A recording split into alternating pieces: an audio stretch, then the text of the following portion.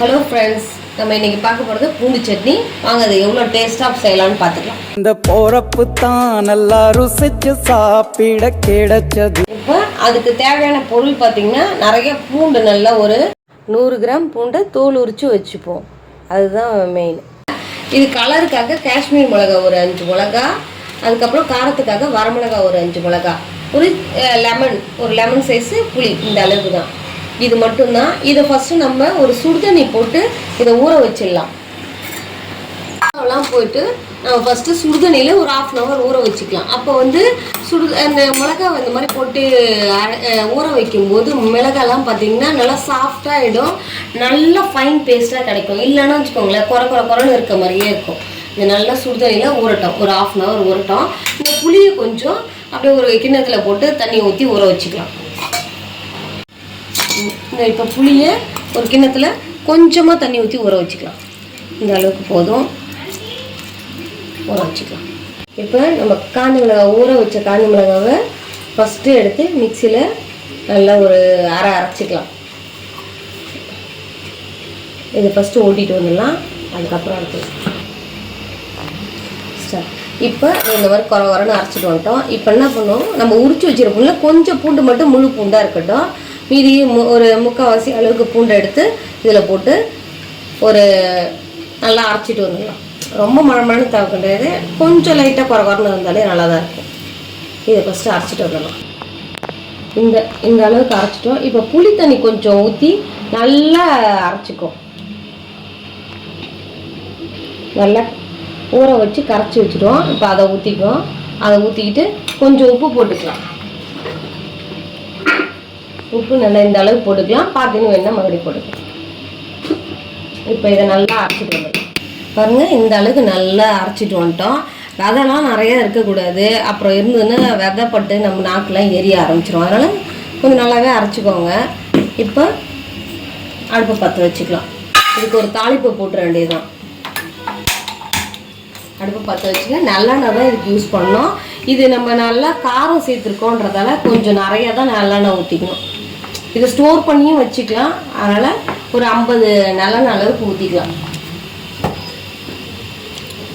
நல்லெண்ணெய் காஞ்சோடனே கடுகு போட்டுக்கலாம். நல்லா காஞ்சிடுச்சு. இப்போ கடுகு உளுத்தம் பருப்பு போட்டுக்கலாம்.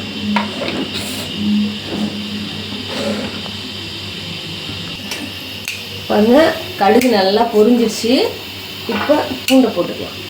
கடுகு பொரிஞ்சிச்சு, இப்போ பூண்டை போட்டுக்கலாம். பூண்டு பொன்னிறமாக ஆனதோடனே நல்லா பொன்னிறமாக ஆகணும். ஆனோடனே நல்லா அதுக்கப்புறம் நம்ம அரைச்சி வச்ச இதை எடுத்து ஊற்றிக்கிட்டா நல்ல காரஞ்சாரமான ஒரு பூண்டு சட்னி சூப்பராக இருக்கும். எல்லோரும் சப்பாத்தி கூடயும் சாப்பிட்லாம், தோசை, இட்லி எல்லாத்துக்கும் சூப்பராக இருக்கும்.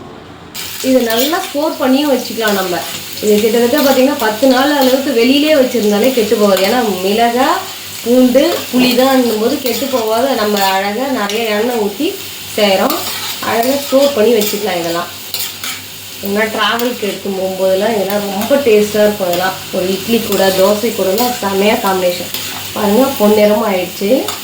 லைட்டாக ஆகும், பொன்னிறமாக ஆயிடுச்சு. இந்த அளவுக்கு வந்தால் போதும். இதுக்கப்புறம் நம்ம அரைச்சதை ஊற்றிக்கலாம்.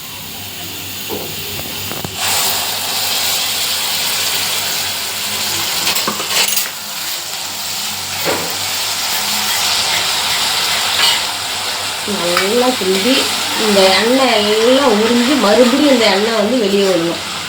அந்த மாதிரி நல்லா செய்யும்போது தான் இது வந்து ரொம்ப டேஸ்ட்டாகவும் இருக்கும், ரொம்ப நாளுக்கு கெடாமலும் இருக்கும். நல்லா நடுவில் கிண்டி விட்டுக்கிட்டே இருங்க. அது எண்ணெய் பிரிஞ்சு வரட்டும். ஏன்னா நல்லா நம்ம ஸ்டோர் பண்ண போகிறோம். அதனால் கொஞ்ச நாள் வதக்கினா தான் அது. இல்லைன்னா நம்ம அப்படியே எடுத்து வச்சு ஒரு தாளிப்பு போட்டு உடனே சாப்பிட்லாம். இதை நம்ம ஸ்டோர் பண்ண போகிறோன்றதால நல்லா வதக்கி அது எண்ணெய் பிரிகிற அளவுக்கு நம்ம வச்சா தான் வந்து ரொம்ப நாளுக்கு கெடாமல் நல்லா டேஸ்ட்டாக இருக்கும்.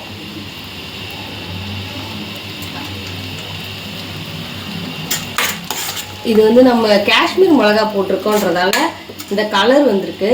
ஆனால் காரம்லாம் கரெக்டாக தான் இருக்குது. உப்பு காரம் செக் பண்ணிக்கிறேன். காரம்லாம் நல்லா கரெக்டாக இருக்குது, நல்லா சும்மே இருக்குது. உப்பு மட்டும் லைட்டாக போட்டுக்கலாம். இந்த அளவுக்கு உப்பு சேர்த்துக்கலாம்.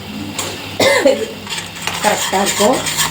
இந்த மாதிரி நல்லா வதக்கி விட்டுடுவோம். இல்லைன்னா அடி பிடிச்சிடும். பூண்டெல்லாம் நம்ம அரைச்சதை அடி பிடிச்சிக்கும். நல்லா ஒரு 7 நிமிஷத்துக்கு சிம்மில் வச்சு நல்லா வதக்கி விட்டு, இதுக்கு மேலே பார்த்திங்கன்னா இன்னும் கொஞ்சம் நேரத்தில் எண்ணெய் தெரிஞ்சிடும். நம்ம அழகாக ரெடி ஆகிடும். ஒரு 2 நிமிஷம் சிம்மிலே மூடி விட்டுருவோம், எண்ணெய் பிரிக்கிட்டோம். பாருங்க நல்லா எண்ணெய் விட ஆரம்பிச்சிருச்சு. இது அப்படியே இப்போ ரெடி ஆகிடுச்சு.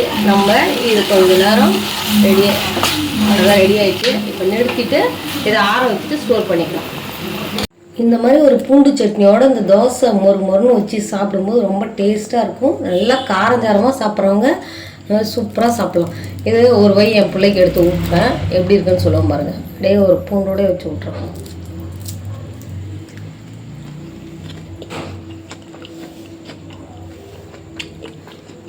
சூப்பராக இருக்கும்.